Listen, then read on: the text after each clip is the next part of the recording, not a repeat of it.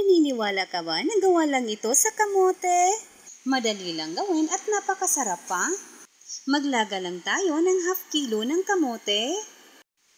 Balatan lang natin at kayurin gaya nito. Lagyan lang natin ng 2 tablespoon ng melted margarine, isang itlog at ½ cup ng asukal.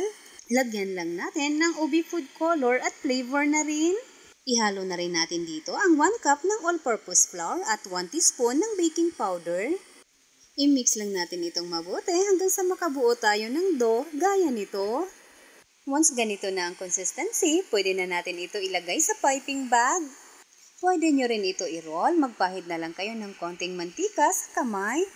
Pwede na natin ito iprito, magpainit lang tayo ng mantika. Once mainit na, ganito lang ang gagawin natin. Madali lang ito maluto kasi luto na po ang kamuti natin.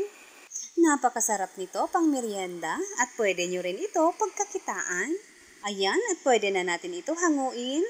Gagamit lang tayo dito ng pillows o flavor pang coating. Pero depende na sa inyo kung anong gusto nyo gamitin dito na pang coating. Lagyan lang natin ng konting condensed milk para dumikit talaga ang pang coating na gagamitin natin. Pwede nyo rin ito lagyan ng cheese na palaman para mas masarap. Ayan, at gawin lang natin ito sa lahat. Ang daming nagawa natin sa 1 kilo lang ng kamote. Huwag po kalimutan mag-follow and share. Maraming salamat hanggang sa susunod mga kakusina.